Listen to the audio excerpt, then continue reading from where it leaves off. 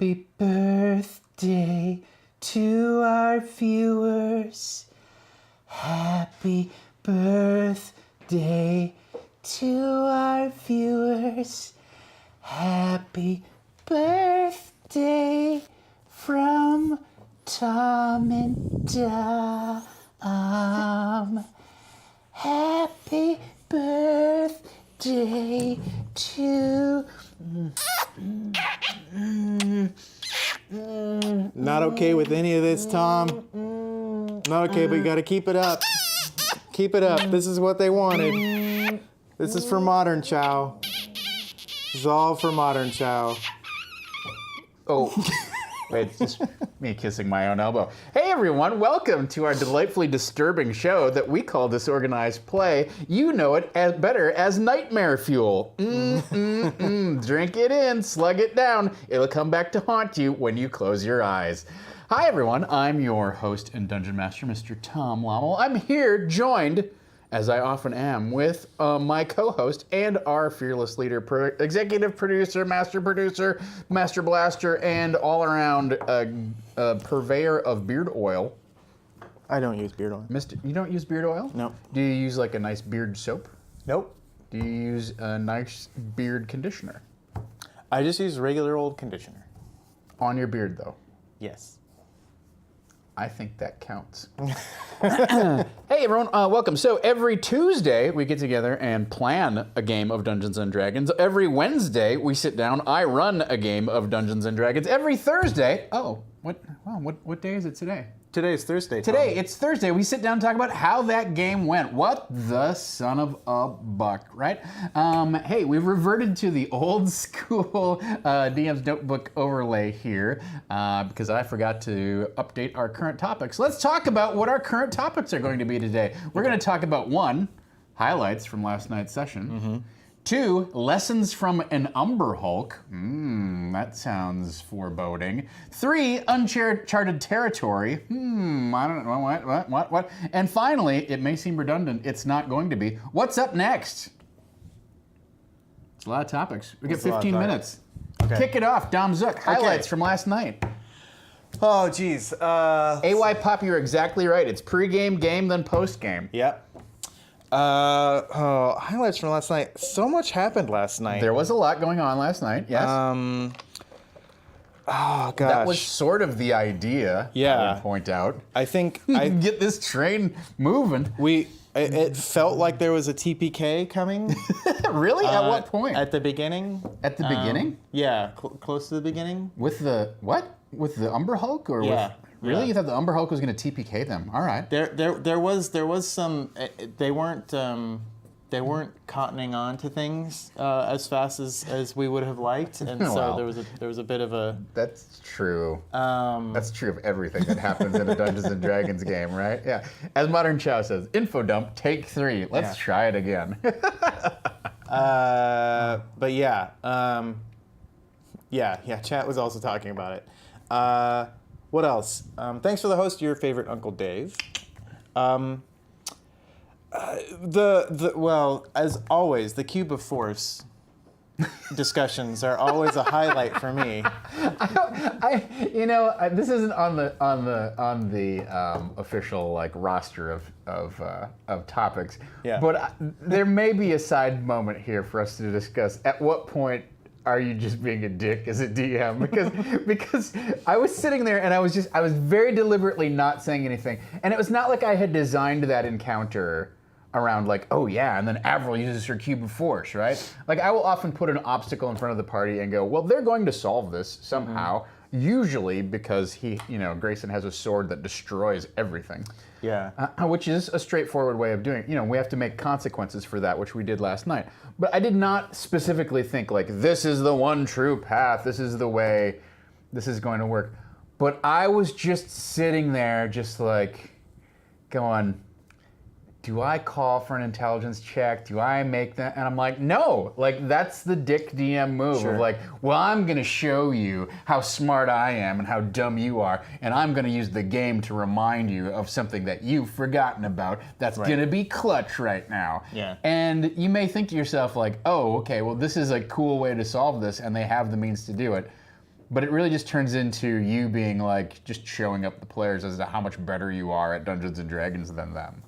So I deliberately did not, but then I couldn't help myself at the end. When she brought up the cube of force, I'm like, interesting. Yeah. Really, it keeps things out, huh? Like all kinds of things?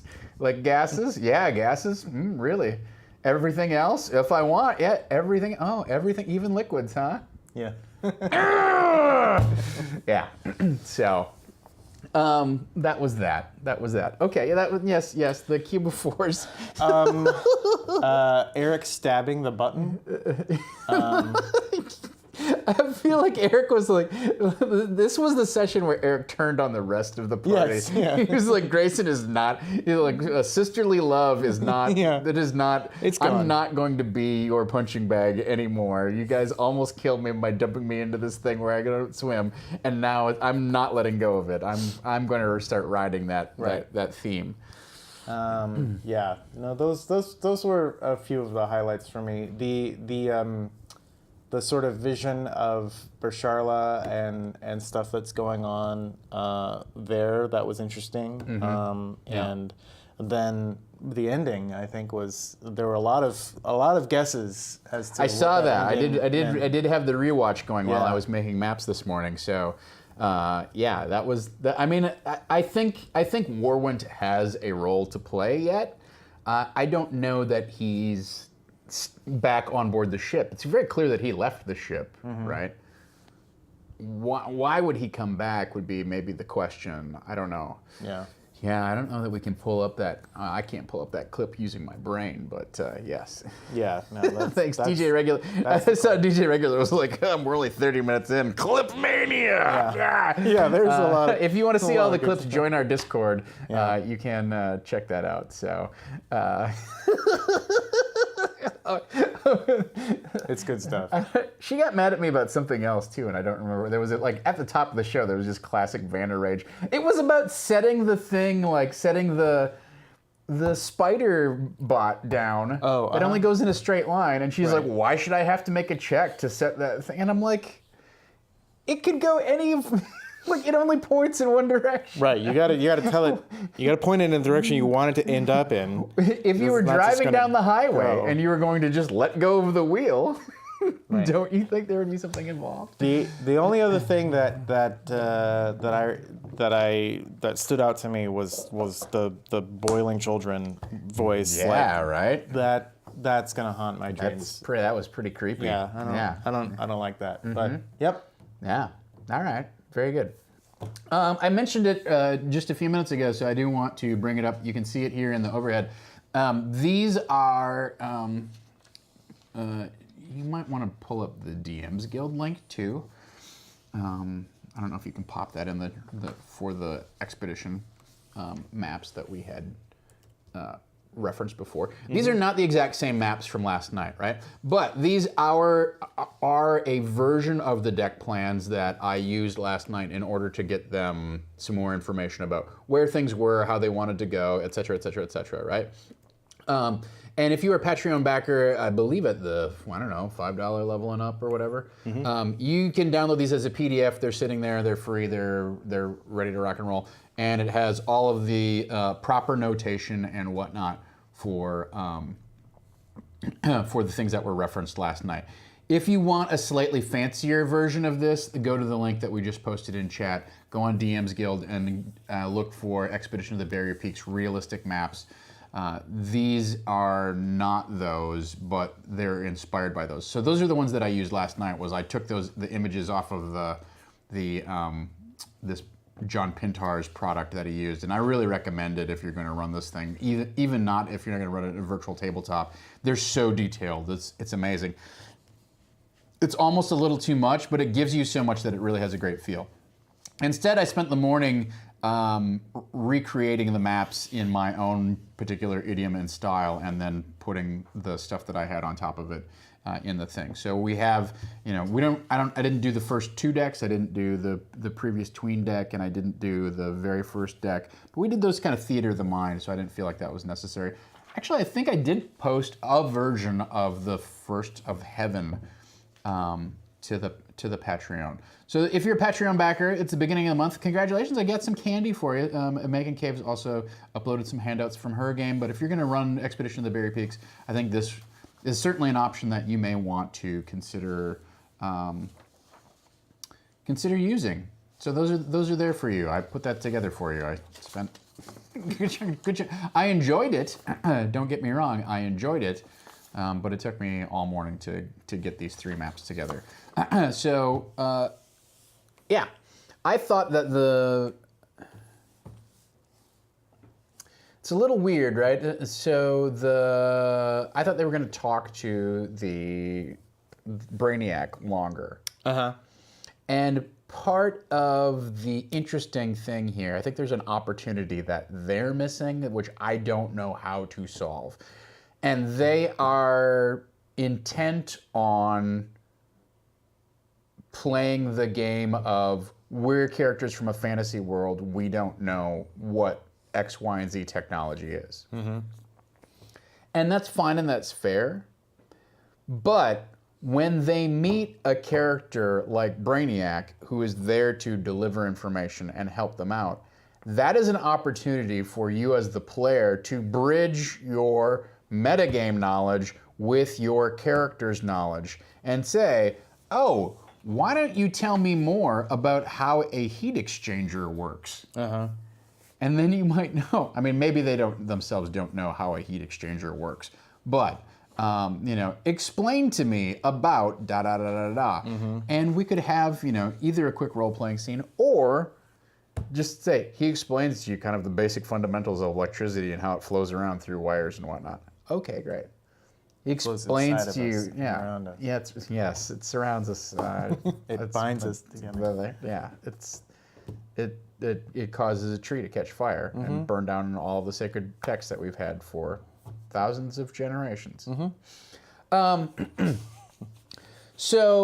So I think, I thought they were going to talk to Brainiac a lot longer. That's one of the reasons that was built into the ladder last night, was like at the $150 level, Brainiac, or 151, whatever it was, Brainiac was going to get another personality switch. And they just never really, they kind of asked a few questions and got some directions and went. Now, I thought it was a good info dump in terms of what's the way to go? Oh, well, if you want to know the way, here's a way to go. The Brainiac wasn't going to give them everything, but it's well, this layer is flooded, and then you have to figure out a way to get out of it. But where you want to go is you want to go to this place. You want to go to row 95 and pull this lever. Okay, great. I think I don't know. I don't know if it was too cruel to make all of the power in the bio dome, bio chamber off. Maybe one machine could have worked or something like that. I don't know. That was also in the ladder of things that could happen. It seems like they encounter things and they go, yeah, but this is broken, or we need to go find, yeah, but also you got to go heal this person or whatever. So they haven't had a lot of achieving objectives handed to them right on a stick, right?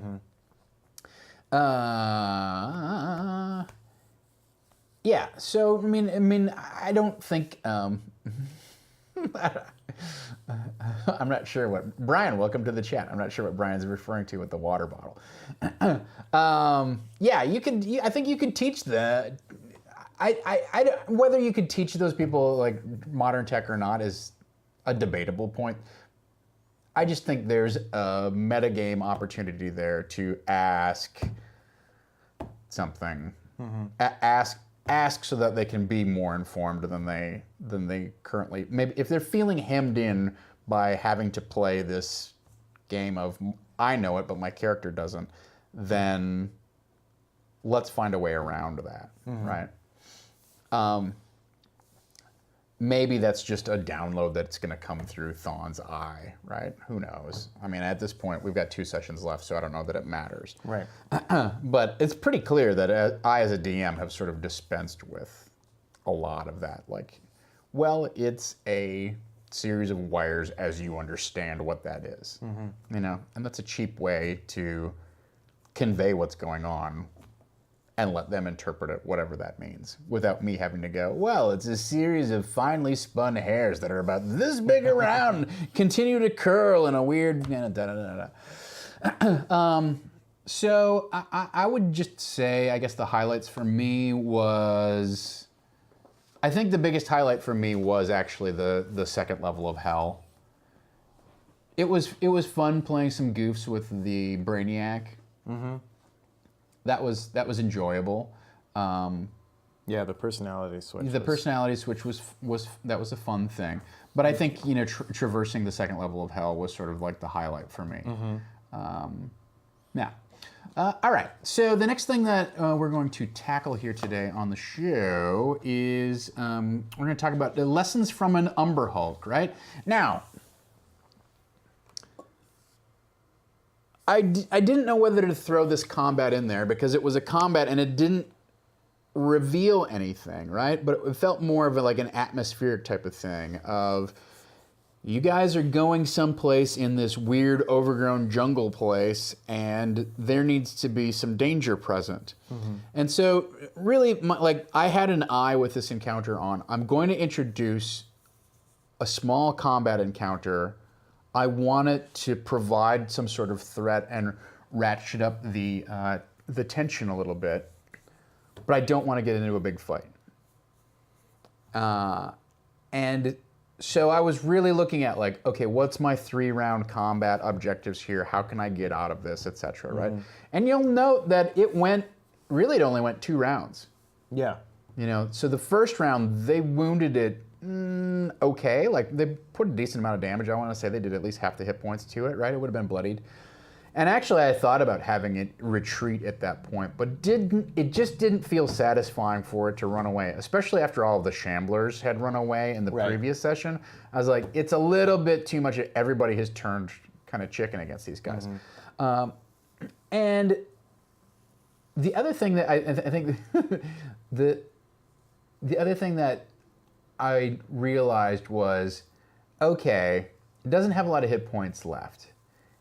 It can hit pretty hard if it gets in close, but like at a distance, it's just meat. Mm-hmm. But this ability that it has to cause confusion to everything within 30 feet, that's where the real juice in this encounter is. Right. And he's only got a few hit points. He's only got 20 or 30 hit points left. So if half the party gets confused, they can still take it out without it killing off the party. Right. Right. And so that was really the main thing that I drew from that encounter was like, get them in close, let that thing confuse potentially some party members, and then let them kill it, right? Or the odds are they're going to defeat it. It was not a major threat in that respect. Now, as Wraith 42 points out, like, okay, well, it could run away like a xenomorph, and it runs off, and then it comes back as something else. I like that idea. I think that's an effective tool.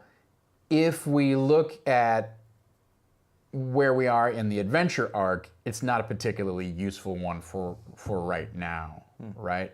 Like if they had gotten on the ship and scared those guys away, and then now they come back later and they've like one of them's got Grayson's face or whatever, something weird like that.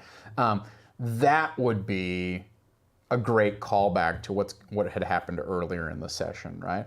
But I think with only 2 sessions left, it's hard for me to go, okay, well, the shambling mound has now come back and it's even stronger and worse than before. Mm-hmm. We're juggling a lot of elements as it is, so it's tough at this point in the arc. Siamath Pirnikov, not good morning anymore. Yeah. What is it? Like, good evening, I hope you had a nap. Right. You were up early. Yes. Very early. So. Also, hi, Kirby. So I think you can, I think that sort of tactic of monsters retreating that way is worthwhile if you've got some juice left in your adventure arc to bring them back as a callback kind of threat. So yeah, the main thing I learned was I didn't adjust the hit points at all You know, we had talked last week about, well, let's cut the hit points down, let's look for a reason to retreat. I took those things off the table, but the amount of damage that they were churning out, even with 2 people, I was like, the thing that's interesting about this encounter is not that it's a monster that has 2 claw attacks and can bite. It's that it has this area confusion effect. And I think if you look at, for instance, Tome of Beasts or whatever, you will often see they don't have just brawler type monsters, right? They always have a monster that has a stunt. And I think that stunt is what makes for an interesting and engaging combat kind of situation, right? Not necessarily like, oh, it's a vicious monster and therefore it has a +10 to hit and it does 3d8 damage. You can scare people with math, but it's more important to scare them with special effects, right? I think that's far more dynamic and compelling. Yeah. So I was hesitant, I was reluctant to put that thing in there, but I think the way that it played out, especially the whole idea that it like dives into the dirt and then erupts out of the floor and that sort of thing, it made, I think, for a nice cinematic moment. That was still a 2-round combat. It was concise. It dinged them up and did what it needed to do. And it showed that this is a hostile place and there's all kinds of wildlife running around and they had to kind of like earn their way into one of these weird, you know, flooded elevator shafts. So, those are mine. That's my kind of like shtick on. That's my literally 5-minute shtick on the Umber Hulk situation, right? So when you're designing your combat encounters, what's one thing to definitely consider is like, what does this monster do that's interesting? Because its 2-hit and its hit points and its damage aren't interesting. Let's dispense with that idea altogether. Unless you can really like impress them, like, oh, he rolled a 4, he hits armor class 19. Then everybody goes, oh, whoa, wait a minute, what? But you pull that trick too often, and also you're in danger of like overpowering, you know, TPKing your party. So there's a rare exception to that rule where you can really wow somebody with the math of a monster. But in general, you're looking for some other stunt, ability, circumstance, whatever it is, to make that combat interesting, whether it's a terrain type of effect or whatever. We've talked about kind of designing a compelling encounter before, but this was an encounter that I didn't plan on having, and I wasn't sure looking in the book whether I wanted to include it or not. And I decided to, and I thought it went off. I thought it went off well. Like, it fulfilled its function. Yeah. It wasn't more than it was supposed to be. Interesting to me, they did not search the lair of this thing, right? There were, like, what? I don't know what happened to Havana, but there was no like, hey, I want, you know, what does it have? I'm gonna cut it open. What does it got in the like? Right. I was like, oh, okay, well, what treasure is going to be in here? And they're like, all right, well, let's go look at this. I'm like, oh, okay. Yeah, they're like, okay, no more. They ignored that. I just need to move on. Yeah. So, you know, the tough part about visiting this Earth level is I think there are so many weird and wacky monsters that the players have the opportunity to fight that are interesting and weird. But there's no reason for them to fight all of those things, right? Sure. Like, I've described those weird web birds several times, and they're like, what are those? And I'm like, I'm not gonna tell you, and you're not ever gonna fight them because why? What's interesting about birds that like fly around and wrap you up in webs? Maybe in a different game. We don't have time for that. I'm just gonna let it be what it is. Yeah. So. That's the tough part about Expedition of the Berry Peaks is it's packed with so many weird monsters that are just there to be killed. And once you've killed 3 of them, it's kind of 3 different ones. You're kind of like, oh, okay, well, so we've killed the weird vagina rabbit. We've fought the brain on 4 legs. I don't know. Yeah, the guys who look like us, I guess, are cruel. Let's. There's literally 6 different illustrations of various plants that can murder you in this thing. I'm like, you need one. You need one plant. Right. One scary plant. But what if? But what if? Yeah, but what about a plant that And I think that's, in some respects, that's the benefit of the adventure. Is it gives you sort of like a buffet of options to choose from, and you can go, I want to use the man trap, And I sort of sprung that on Havana last night, right? But it's very hand wavy, right? It's very kind of like, you managed to get away from this thing, but it does this. Okay. What's the point? Like, what's the point of the encounter? We always kind of come back to that. What's the point of this encounter? And I just wanted to give them an idea of like, you're in a hostile, dangerous jungle. You're smart enough to get away from the horrible things that are growing in this place, but you realize I probably can't rest here, right? So, yeah, as Wraith42 says, it could be fun background scenery. Like, look at all these veggie picnic corpses just hanging in the trees. Yeah. Ooh, no, thank you. Yeah, I love that idea, right? Like, take those monsters and figure out a way that you can depict their presence without having it to be a combat encounter where you're just fighting them, right? Yeah, like the compies and whatnot. Yeah. That's another thing. We keep kind of going back to the sort of purpose, as it were, of the original module. Yes. Of Gygaxian modules versus sort of the new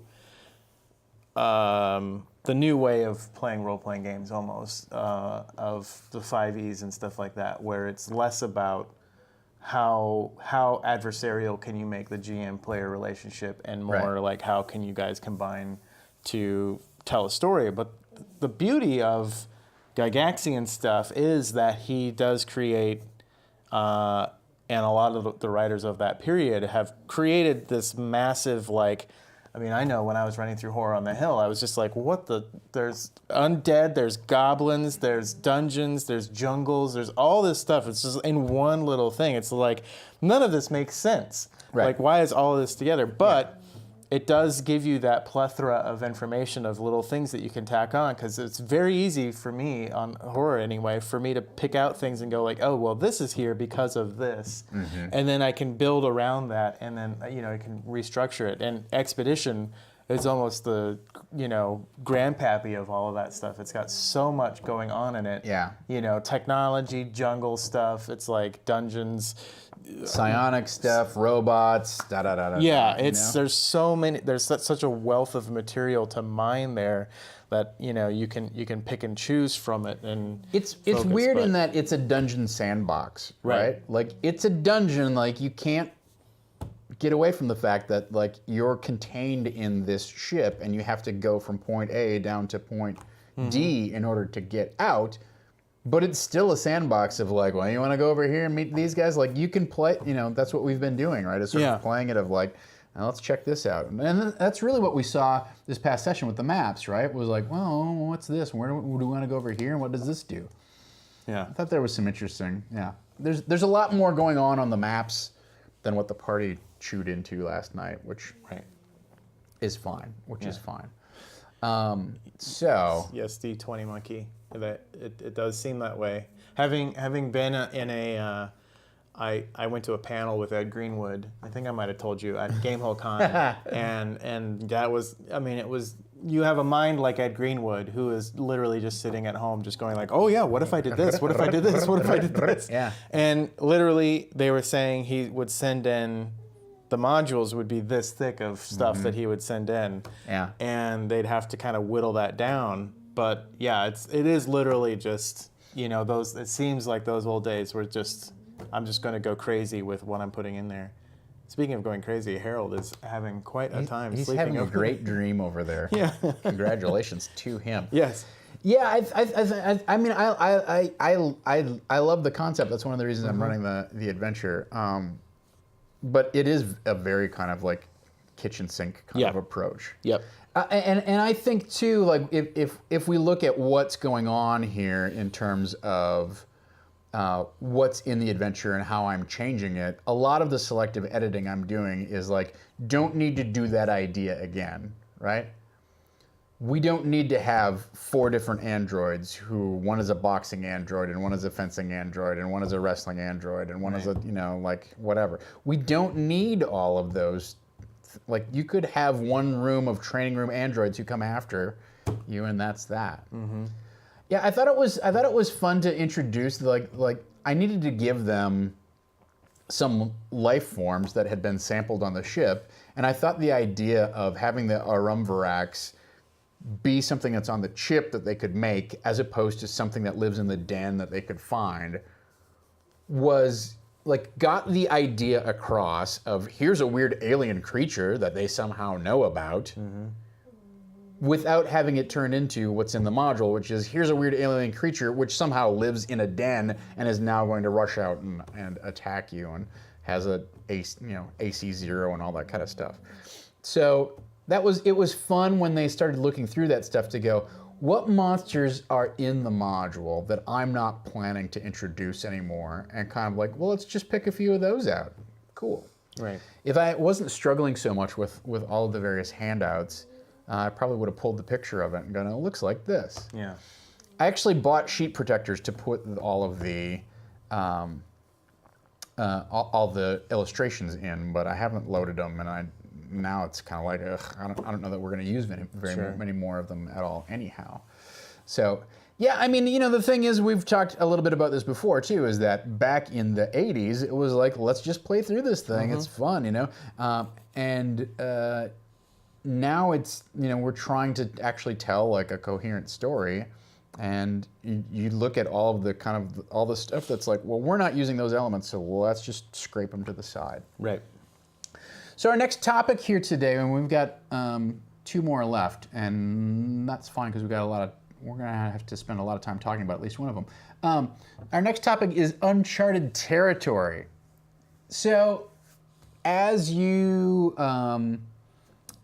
as I talked about earlier, I expected the party to talk with Brainiac in much more depth and get a lot more information from Brainiac. Brainiac clearly, first of all, Brainiac's connected to Basharla, Kasharla, Masharla, whatever, right? They were like, what, really? And she was like, yes, really. And they're like, okay. Yeah. Okay, well, how did that happen? Well, we got programmed. Are you still in contact? I would think maybe the next question would be, are you still in contact with her? Yeah. Didn't come up. It seemed like a freebie I know a god almost. Like they could ask, because it wasn't yes or no. It was just, you can just ask questions and tell me more about Basharla. Tell me more about kind of whatever. It was definitely designed to be, I don't know if it was designed to be this, but it was included as an opportunity to push a bunch of backstory out there, right? And clarify a lot of different things. Did they necessarily avail themselves of it? No. Is that a big deal? No. But what it did put me in the position of is, I think part of it is that they're so focused on their quest that they're like, we don't care about the backstory. We just want to heal. Her dad's dying. Let's save him. Sure. I think they're feeling that kind of time pressure a little bit more.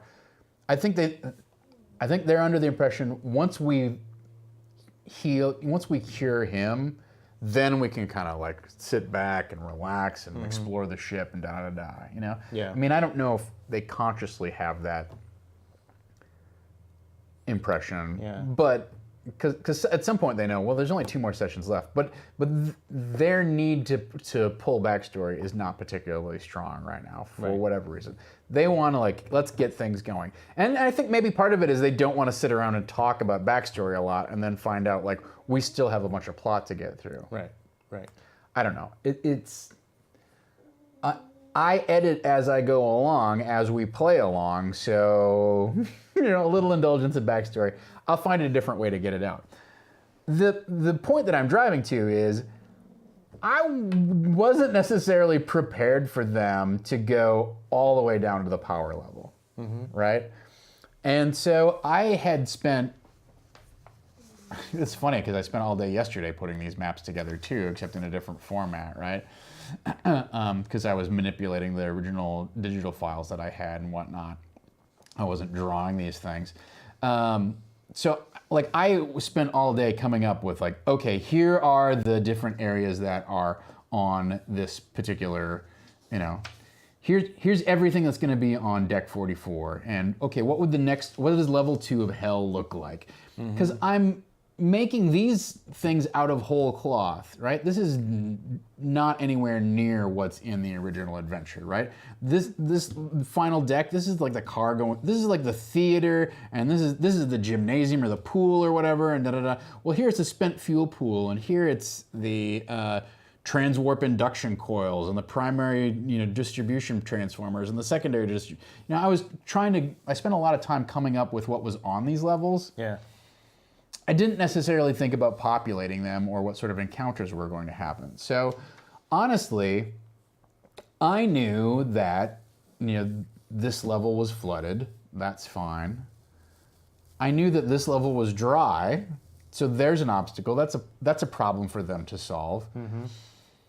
But we got down here, and I thought maybe they would find a way to get down in here. I was actually like prepared to like, okay, well, if they can find a way to drop through this particular turbo lift or whatever, that'll put them right outside the transformers, and then we have kind of a quick little scene of them, dodging or fighting off electricity and making saves against radiation, and they pull the lever, and then they can go back upstairs. Right. Like that could be that, right?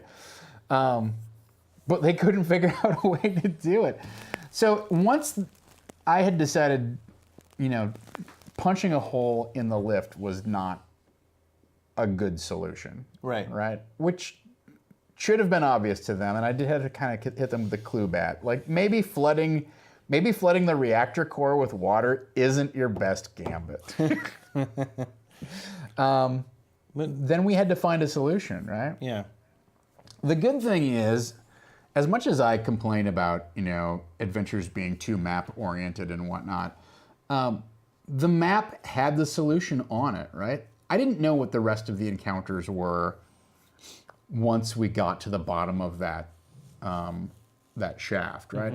I thought about when they made a bunch of noise, I thought maybe, all right, the froggy moth comes back out.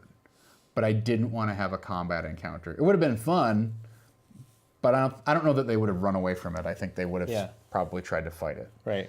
And so I'm looking at a blank slate, and they're like, well, tell us which way to go. And I realized I had put this area on here called atmospheric purification reclamation. And I'm like, well, that's the HVAC, right? That's the air conditioning system. So that must still be functioning in some respects because there's air on the ship. Right. So if that's true, then there must be some way you can essentially crawl through the air ducts to get down to the other part of the ship. Okay, makes sense. That was the solution that was presented, inspired by the map. But the other thing that happened was I wanted there to be something between here and there, right? I didn't want them to get into a fight. I didn't want them to encounter robots. And so I saw that there were sort of plants on the map. And I was like, well, what kind of plants would these be? And I had described, kelp before. Either way. I had described kelp before, and this kind of looked like kelp. But I was like, okay, this is where I'm improvising is my whole point, right? So I'm like, okay, it's like kelp, but it's different. How is it different? Oh, it's translucent. You can kind of see through it. God, what does that remind me of? Oh, it reminds me of jellyfish. Oh, okay, well maybe it's not kelp, no, it's jellyfish. And I start thinking about like undersea stuff like jellyfish and whatnot. I start thinking of like sea anemones and and that suggests a brain to me. And part of it was this combination of inspiration from kind of like working my way through the ladder of like, what does that remind me of? What does that remind me of? And then the other part of it was I knew that I had information that they had not gotten, right? And I knew that I wanted to figure out how to do it. And I looked at that list that we talked about on Tuesday of, well, I could have a map. They've got that. I could have an NPC talk to them. Okay. I could have a journal entry or a diary, or I could have a flashback. Well, what you ended up seeing last night with the boiled children was a combination of an NPC talking to them and a flashback, right? Combined into those things. As they walked through it, it imbued its memories on them. And I think it turned into a horrifying but compelling encounter. Yeah. And it conveyed a tremendous amount of information. The scenes that we flash back to with Basharla, Kasharla, whoever, like essentially getting murdered or whatever it was by the other guys and having this like fight from guys escaping the ship. Like, I think that's key information to the backstory that Brainiac might have been able to convey, but I knew that they were gone, right? It's possible that like it does seem like they're elder brains, right? The truth is I don't know because I made the whole thing up on the spot, right? It was not a deeply designed encounter, but as we talk through the thought process here, you can see how a couple different things, kind of like one thing led to another thing, led to another thing. Okay, well now I know what this monster is. Combined with what's the purpose behind this thing? Right. What's the purpose of this encounter? Well, it's to backfill more information about what's going on with Basharla. I mean, Wraith 42, you're sort of right in that they are like a totally messed up kind of like Borg collective kind of thing. Like my interpretation as it started to evolve was these are personalities or souls that have all been fused together into like a collective hive mind, but they don't want to be a hive mind. It's literally like Sartre's famous quote taken to like a literal end of hell is other people. Yes, they're other people, they're all fused together. And so that's why you have this push me, pull me kind of thing of like, we're never alone, but we're always alone. Right. Like we never meet anybody else. Yeah. We're never alone, but we're always alone. I'm so tired of all of these people like sharing their thoughts and experiences. I think too, in terms of tone and kind of setting the scene, I thought it did a great job, and I just stumbled my way into this. I don't want to like take too much credit for it, but I thought it did a great job of explaining like why this is considered to be the second hell, right? Like I had come up with earlier in my design process of the idea of like, okay, well, if there's different levels of hell, like what are they and what are they named? And I don't remember what I called the first one, but the second one was like the domain of like the boiled prince or something like that. So I had this idea of like somebody who I knew that this level was flooded, and I knew that it was, essentially boiling water, and there was somebody being tortured or imprisoned there. Now we had speculated at one point maybe it's Basharla Kasharla who's being imprisoned underneath all this water or whatever. Right. Yeah. But it really ties into a theme. I thought it was very evocative, and I just used the tools that were presented to me. I used the map in a way to help me navigate this uncharted territory of like, how's this encounter going to go? What happens here? What's the compelling thing? The compelling thing is we do a little bit of bargaining for, access to the air chute, but also we get some backstory here on what's going on in the campaign world that we can kind of force feed the party in a very concise kind of mainline kind of way, right? Just kind of shoot it in there. Right. So that's what I have to say. Basically, I just want to brag about my ability to improvise. Remember, when you go in for your level 4 test, when I go into is it like a driving test? It's sort of like a karate like kata like / driving test / Simath Pirnikov asked, is Torm the one who betrayed Basharla? That would be a foundation for conflict. I mean, I don't know. It's unclear who the dude with the braids is. Yeah, that was my. That's not on there. But I know who it is. they seem to have forgotten too that part of their mission is like to essentially bring Busharla back. You know you're supposed to prepare like a sacred vessel for her, right? That is way off the radar. Maybe when they finally get there, they'll figure it out. That's right. Yeah, you got some Hollywood magic there last night.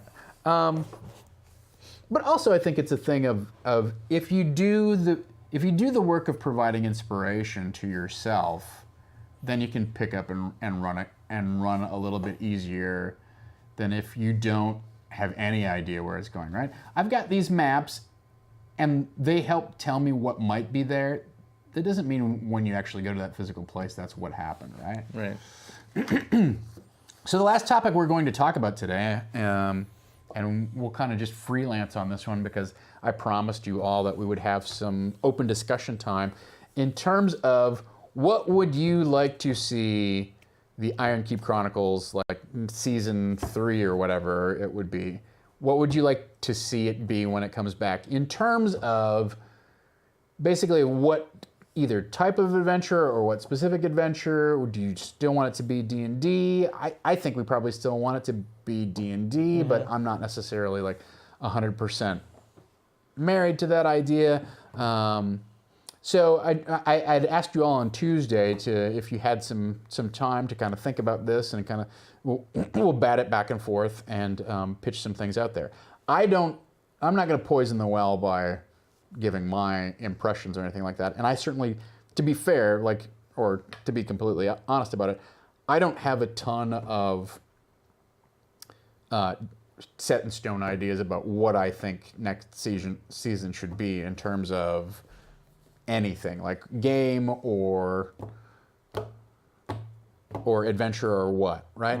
I do think the only kind of box or boundaries I'll draw around this thing is I'd like to try and focus on one adventure that's not as sprawling as this, right? I'd like to try and have a little more concise, maybe like 8 episode season rather than have a 14 or 16 episode season, right? So I don't know, Dom, if you want to open with if you have any ideas or inspiration, I'm certainly willing to entertain things from chat as well. Well, I do think it should be D&D. Beyond that, I'm not sure. I mean, I had a lot of fun running through this. I mean, 3 episodes were just getting to the very peaks. So take that into consideration. Season 4 of the Iron Keep Chronicles, headed back to Waterdeep. Dinosaurs and Chult, so a little Isle of Dread or Tomb of Annihilation kind of thing going on. Interesting. I will also say, from my perspective, and I think Dom agrees with me, but we'll find out in a moment. But from my perspective as a streamer, I don't particularly want to cover ground that's already been covered by all of the other D&D streams out there, right? So much as I like a lot, I love a lot of the concepts that are in Tomb of Annihilation, and I've even actually had thoughts of running Curse of Strahd, right? But all of those things, all of that ground is well trodden by other streams, if not the Wizard stream itself. So I think that's just something that I want to kind of like put out there is like, I don't want to take one of the hardcover books off of the shelf. I would like to have something that is a little bit more plug and play, that doesn't require so much conversion and adaptation. This, there's a lot to account for in this, and I think that was one of our challenges with the season. We'll do a full kind of like autopsy on the whole thing in a couple weeks, but I don't particularly want to run a published. If I'm going to run a published product, it probably will be something either from the back catalog of Wizards or from a third-party publisher, right? Yeah. Yeah. I mean, I'll say the caveat, of course, is that we love to have your guys' input, but a lot of that depends on what happens behind the scenes and stuff here too, Right. as to where things go. But yeah, so we're as Tom said, we don't want to tread across Warren territory so much. So so it's finding things that we can do that is different from what other streams are doing. I'm not entirely sure where we can go or look at necessarily. Not many streams run actual sword and sorcery stories. BSBK, we're just talking about like the future of the show. On Tuesday, I had thrown it open like what adventure, what style, either what specific adventure, what style of adventure, how big of an adventure, even potentially what game system do you think we would you'd like to see. So we're just sort of like spitballing, since we can see the end of this arc is in sight. Where do we want to go, and just kind of like freelance some ideas in terms of what do we think we want to do. Yeah. Pugmire, yeah, we've played Pugmire a couple times. It's sort of D&D adjacent. It's essentially 5e. Lost in Space, we kind of did a story. The Lost Brigade was sort of our group trying to find their way home. So that sort of happened. Maybe something. I have thought about, since Brian brings up Planescape, I have considered running the adventure Dead Gods by Monty Cook. It is bigger than, just probably an 8 episode adventure arc, but I think it would be, I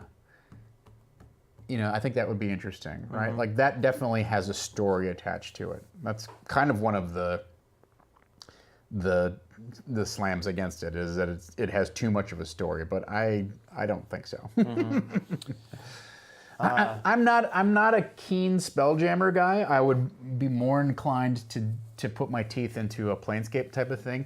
I have also thought about doing like a Desert of Desolation type of campaign, although, or at least adventure arc, although I think those things get to be really, they're very dungeon explory type of adventures. They're interesting and they've got great maps and they're very cool. But I don't know. I don't know in terms of what story, how much underlying, if enough underlying story is there that it would pay off. I have fond memories of playing Pharaoh, and it was one of the first D&D adventures that I ever played. Yeah. And for that reason, it has a ton of nostalgia. It just holds a near and dear place in my heart. But I don't know that lens of nostalgia necessarily equals like a cool modern, adventure. I think Gamma World is fun, but I feel like we just played through a Gamma World campaign, to be honest. It's very similar, yeah. I love Gamma World. Don't get me wrong, I really do. But I don't know that that's like the right, that there's enough of a contrast to go, into this next set of adventures with that. I would say sticking to sword and sorcery is probably good, just given the scope of the other things we have on the channel. We don't really dive into high fantasy so much. Right. So sticking with that sort of thing. Yeah, I'm looking for more. I guess our focus for this discussion is definitely more around what would the next adventure arc of the Iron Keep Chronicles look like, as opposed to if we were to start a whole campaign from scratch. I'd like to see more dealing with the Iron Keep, for sure. I'd like to go back to the Iron Keep and establish that more. The show is called Iron Keep Chronicles. If we want to keep calling it that, we might want to go back to the Iron Keep at some point and talk about it. No? Oh. It's just a framing device. Listen. but go back to a show like Stargate SG-1. Did they ever go through the Stargate? No, it was just called Stargate because some aliens arrived through a Stargate.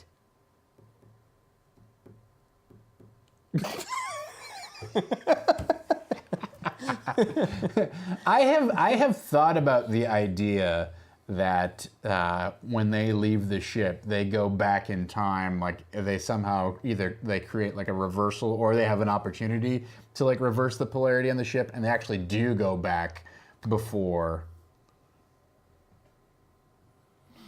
back into the past. Before the Iron Keep was built, or as it's being built, maybe.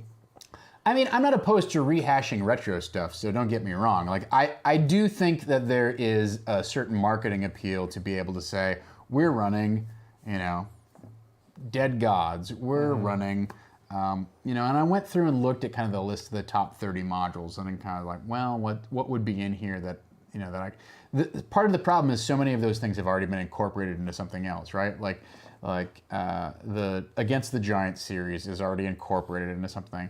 The the Shrine of Tomoe-chan and Isle of Dread, those are just got incorporated into something.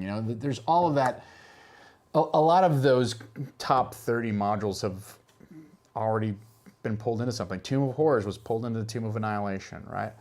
So that list is actually fairly short. Right. I might consider something like City of the Spider Queen, but then you go, well, how is that much different from, Princes of the, Demon Lords, whatever it was. Not Princes of the Apocalypse, but the other one. Out of the Abyss. Out of the Abyss, yeah. So if I can find some sort of old school treasure that I can do a little, I don't mind doing some updating. That's, if I got to change orcs to orcs, that's easy, right? This was, look at all these technological monsters that haven't really had an analog created in the 5e world, right? Right. Fortunately they came up, like Vegapygmies, I didn't have to update because they're Vegapygmies. Yawning Portal we already did in this, in last week's arc. I mean, part of it is we can go. It's the Iron Keep Chronicles. What's the next big chapter in the Chronicles, right? Brian says, "What about a time jump forward? Some time has passed. The PCs have lived a bit. Now something is bringing them back together." That could be fascinating too. I will say that. I think I ran a Dungeon World game that was called basically sort of like Fated Glory was like the title of it. And the idea, and I don't remember if we've talked about this before, but the idea was basically you're all retired adventurers and you get called back together to face some nemesis from your past. And so a big part of the whole game actually was setting up like, here's all of the deeds of daring do that you have all lived through. You're at the end of your career now, and now you're kind of like, you're no longer at your prime, you're really in kind of your twilight years, and then some monster or something that you did has come back and you have to find a way to defeat it. That is a fun story hook, I feel like. Hook. Yeah. Beastmaster 2. Yeah. Dragonlance. I'm not going to run that because I'm friends with Cam Banks and he will like destroy me on the horrible things I will do, the continuity of that timeline. I have the first 4 Dragonlance modules. I have not read any of the Dragonlance books. Yeah. I mean, if you want to see me destroy Dragonlance, that's how I will do it, is I will run you through the first 4 Dragonlance adventures, having zero idea of how the books are supposed to go. Just take that, Margaret Weiss and Tracy Hickman. That's that. Which is fine. That's fine. I'm not inclined to do Dragonlance. Yeah. So somewhere Cam is like, not destroy. It would be destroyed. I would definitely just cut that thing to ribbons. What if we just did 2nd edition trivia for 8 episodes?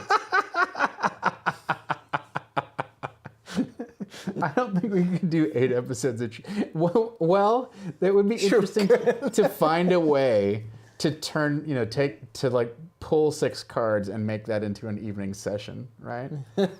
And then, or whatever. Right. pull 6 cards, discard 2 of them, and Build something. try and make a scenario out of it. Try to make your evening's game out of it. We could do that as a one-off, maybe. Well, yeah, that sounds like a charity marathon kind of thing, Yeah. right? So.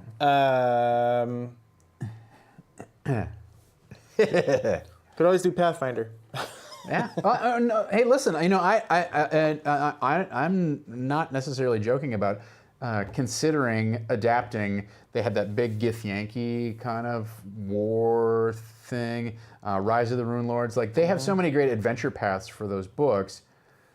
My only trepidation is I don't want to spend a year doing it. Right. I want to pull. Something Right. concise. Well, ideally, I'd like to pull one module or one 64-page adventure and call it good.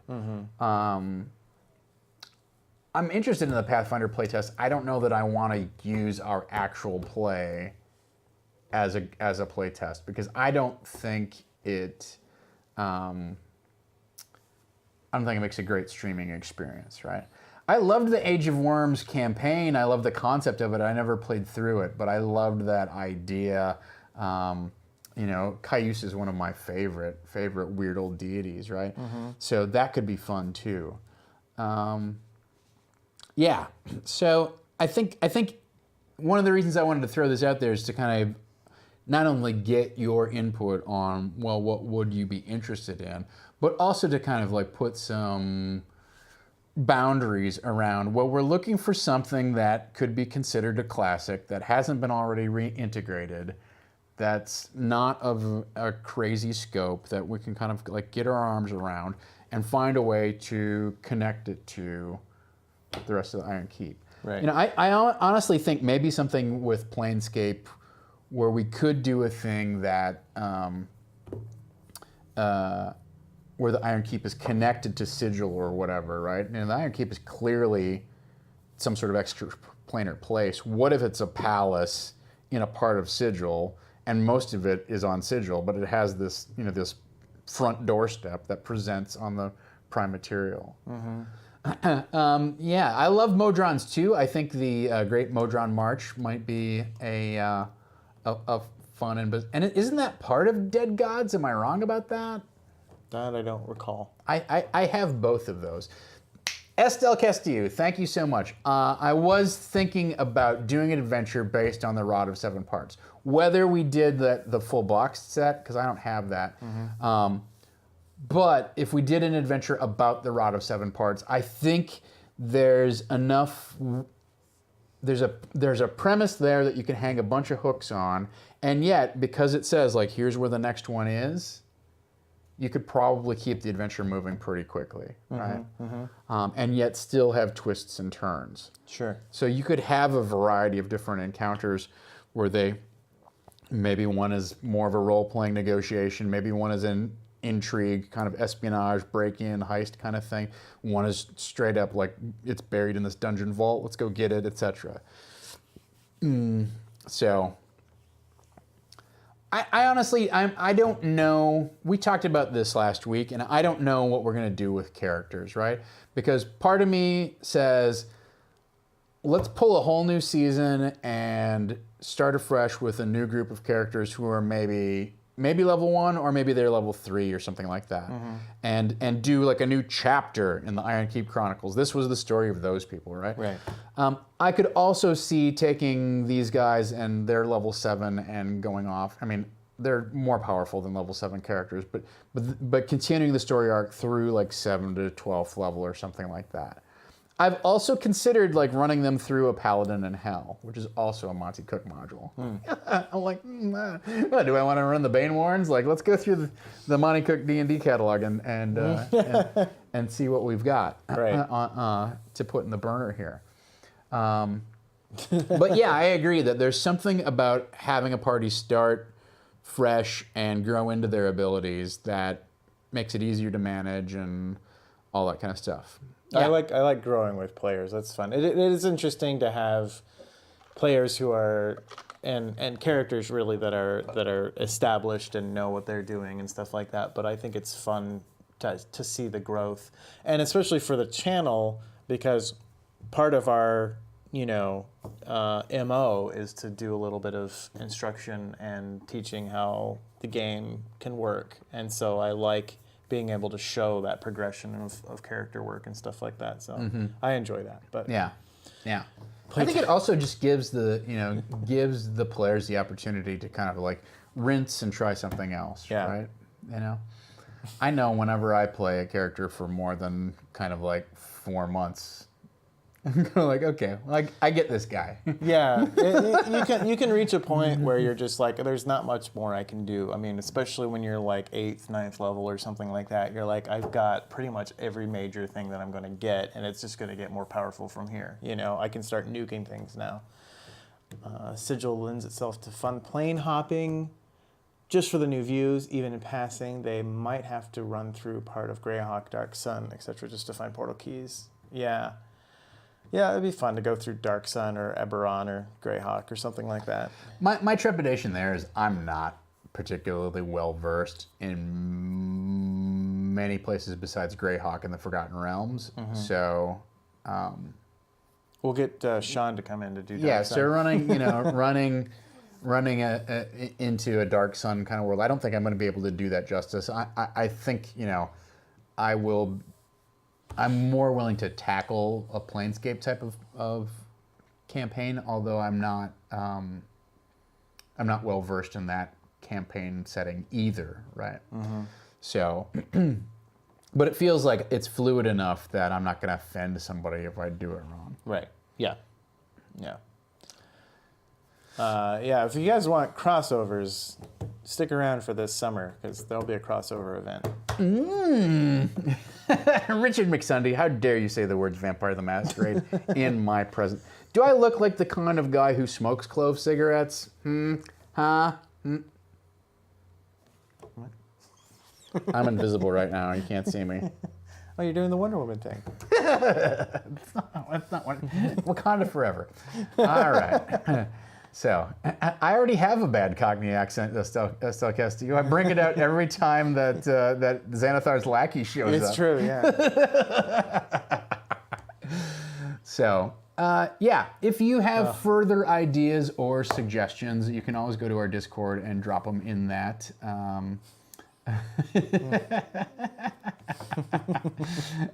You can go to our Discord and we can talk about it there.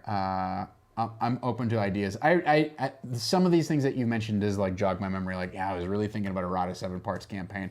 I don't know if that box set is too meaty to chew on or not. Right? That's tricky. But it feels like one of the old school fantasy things that for some reason has not gotten enough justice. Right? I don't feel like. My personal opinion is that the Rod of 7 Parts is an iconic item. It's an iconic artifact. It's not an iconic adventure, even though they put a box set out for it. I know that, but I don't think I think it came out late enough that grognards of my generation are like, oh yeah, that was something that our DM totally made up some crap about, and then we went and found. Right. It was the basis of a lot of homebrew campaigns, and I don't think there's a canonical adventure for the Rod of 7 Parts, even though there is canonically an adventure for the Rod of 7 Parts. Right. Yeah, I don't know if it would be interesting to see what would happen if they leave the ship and they find themselves in the middle of North Hollywood, California. What is this, Masters of the Universe? No. It's the Dungeons and Dragons cartoon. Come on.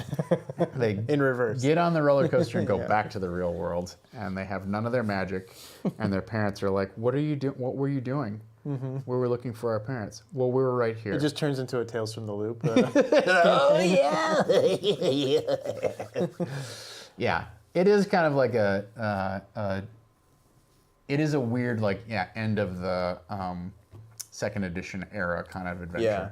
Who wrote that one? Is that a Bruce Cordell joint, as they say?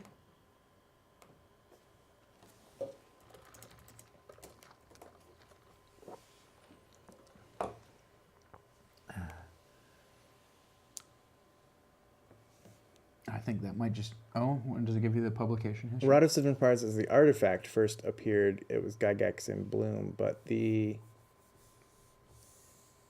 was a novel. Appeared in been the object of quests as in the Adventure Path Age of Worms. 6-part lies in another plane, and it was in a novel. No, there's a boxed set for it, though, I'm telling you. Yeah, I don't know why it's sure. not saying... Why it's not... Oh, Anne has received an eponymous boxed set based around its adventure. Where is it? Skip Williams. Ah.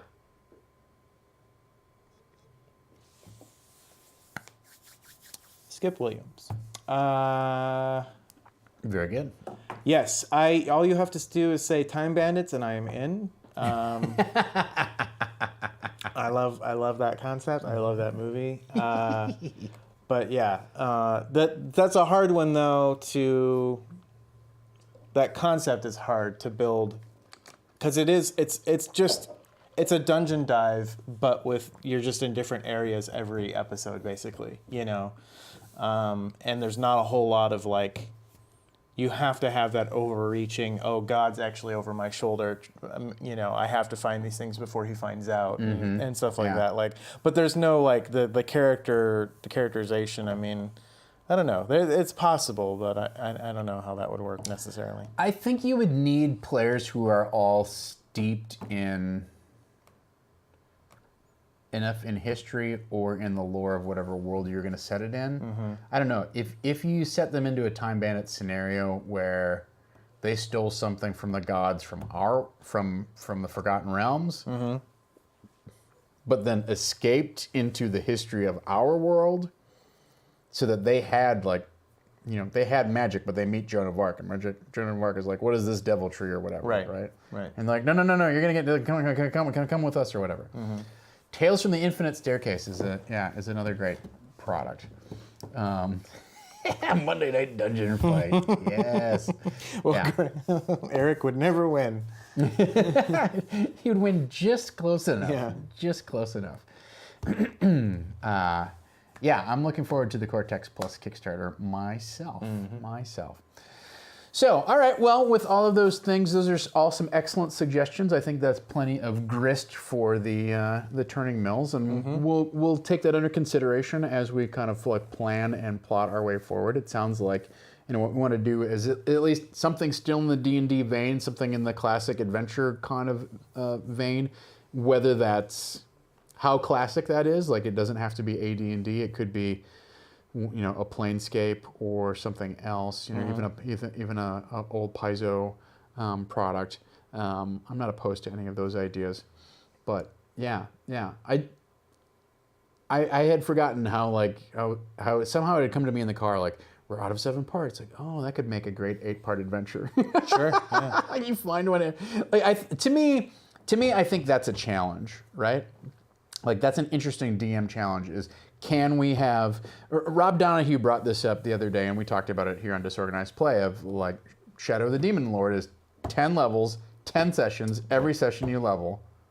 Could we apply that to a Rod of 7 Parts type of quest and to D&D? I don't know that I'd want them to level every single session. Right. But you could do, like, every 2 sessions you level, right? So... maybe you start at level 2, and then you're going to be, by the time you're done with it, you're going to be level 6 or something like that. Yeah. So, all right. Well, that's 16 parts. That's right, Estelle Castillo. We're going to do 8-part adventure that turns into 16 parts. Yeah. All right. Good. I'm glad you've got our number down pat. So once again, if you're a Patreon backer, these maps that we talked through today are in our Patreon folder, in the Iron Keep folder. They're PDF. It's free for you to, you've paid your dues. You've paid your dues to download these things. Go forth and enjoy them. So I hope that's fun and useful. You kind of get a better idea of what they were looking at last night when we were running the game. Wow, BSB Care. Some major you didn't shade. See that. You didn't see that. I didn't see anything. Yeah. No, I didn't see anything. Wait, no, he did. The paren did not close. Yeah, you didn't close that parenthesis. Formatting error does not parse. Formatting error, line 772. No. Egg on your face. That's right. Unclosed paren. That function, I don't understand. That function did not close. You need to put a semicolon at the end, or I'm not going to get. Oh, maybe that's how he made the smiley face. Yeah. So there we go. That's it. So tonight we are dark. This is it for today. That's fun. We had a good time. Tomorrow night is the season finale of Wild Cards. Yes. Yes, sir. Going up against the Wraith. Is your character going to die? Yes. No. But you have a shotgun. No, my character does not have a shotgun. What? Why not? That's another character's got a shotgun. Why don't you get a shotgun? Because I can fire 6 times in one round rather than a shotgun. All right. Okay. Pew pew pew. Yeah. Spoiler alert. Dom's characters are gonna die. Yeah. He's got a death wish. He's gonna die at some point. All right. Saturday we got nothing. Friday, Saturday we got nothing. Sunday is the season premiere of Tempting Fate doing a 3-part Toy Story run hack of Lasers and Feelings. Toy Story? Oh, Yeah. Is it going to follow the same arc of the movies where they just get more and more depressing? Yes. Okay. All right. Very good. So that's the rest of your week sorted. Then Monday night is the finale of Megan Cave's 3-arc turn here at the Dungeon Mastering Wheel of her Mysterium game. I hope you tune in for that Monday night. And then Tuesday, we're back here to talk about our penultimate episode of the Iron Key Chronicles season current. Yes. As we like to call it. Yes. Expedition to the Berry Peaks. It'll be interesting to see if we can kick things even more in the butt than we already have. Yeah. I think we can. All right, very cool. Thank you so much to Farquaad and BSB Care and DJ Regular and all of our regulars and mods who help keep the channel safe, friendly, clean, and accessible. Really appreciate that. Thanks to everybody who donated last night, whether you kicked in a little cash for our Ladder of Joy, as I like to call it, or some bits, or subbed up, or gifted a sub, or just shared the message on social media. Yeah. We appreciate all of those things that you do for us. We're on our way to paying our rent again. Let's keep climbing that tree. So thank you so much. Until next time, let's dungeon. Happy birthday to.